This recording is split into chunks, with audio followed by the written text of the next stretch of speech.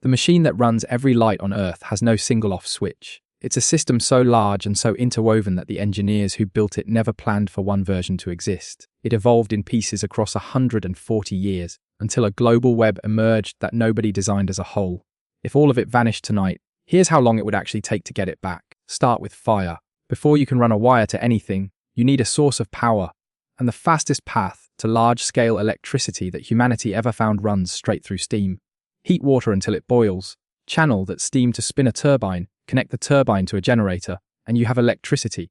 That process took centuries to understand and decades to commercialize, but the core principle is survivable knowledge. Working turbine generators are machines you could rebuild from metal and machining.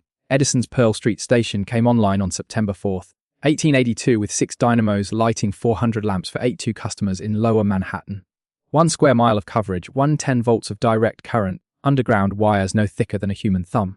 But here's the problem Edison didn't solve. Direct current dies with distance.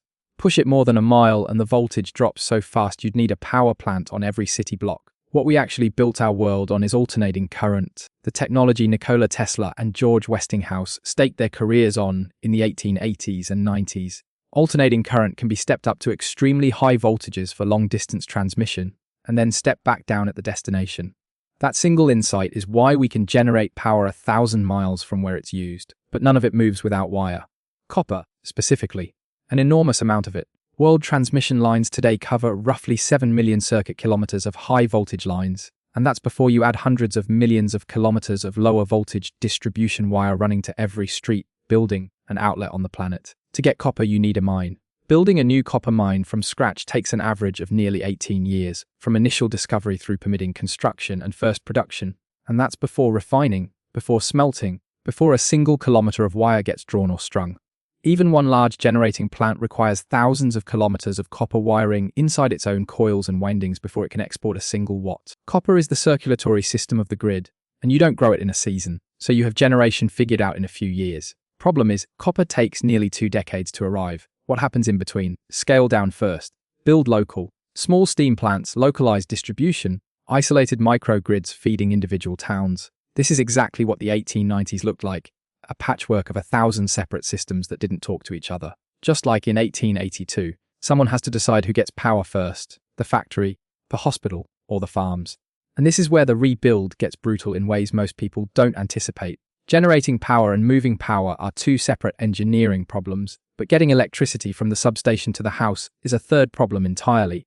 Transformers step voltage down from transmission levels to something a building can use. Each substation is a controlled switching yard, a cluster of transformers, circuit breakers, and switchgear routing power to specific neighborhoods. America alone has an estimated 55,000 of them. Building all of that from scratch, sequencing it correctly across a continent where every region has different terrain, different demand, different weather. Call it a civilization problem, not an engineering one. Most people would stop here. Keep going. In 1935, when Franklin Roosevelt created the Rural Electrification Administration, 9 out of 10 American farms had no electricity. Private utility companies had spent 50 years building the profitable parts of the grid, dense cities, industrial zones, and simply stopped. Rural America sat in darkness until the federal government forced the issue with low-interest loans to local cooperatives. 71 years from Pearl Street Station to 9 in 10 American farms getting power. 1953 was the year 90% of them finally had it. One country, richest industrial nation on Earth, 71 years. Now scale that globally. International electricity has never been one unified grid. Dozens of separate, regionally isolated networks cover North America, Europe, China, India, Sub-Saharan Africa, each running on different frequencies, different voltage standards, different engineering assumptions baked into every transformer and every circuit. Getting one house back to power takes maybe a day. Getting a city properly wired with substations and distribution infrastructure takes years. One country, start to finish, takes generations. Starting the global grid from nothing. Not a rebuild, a new civilization deciding electricity is its central project for the next 100 years. And here's what disappears while that project runs. Hospital ventilators stop. Water treatment pumps go offline.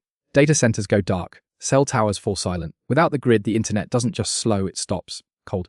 AI systems, financial networks, GPS ground stations, emergency dispatch, refrigerated vaccines. All of it runs on a margin measured in seconds of battery backup before everything goes dark and stays there. Electricity is the substrate that every modern system assumes to exist. Lose it, and you don't lose convenience. You lose the infrastructure of modern survival itself. We take for granted that September 4th, 1882 happened, that the 140 years of engineering that followed never stopped, that the copper is already in the ground and the substations already built. For 140 years, the grid kept growing without pause, and by the time anyone thought to ask what would happen if it stopped, the answer had become unthinkable. It took 71 years for one country alone to finish wiring itself, and every hospital, every server farm, every life support machine on Earth was built assuming the wire already ran everywhere.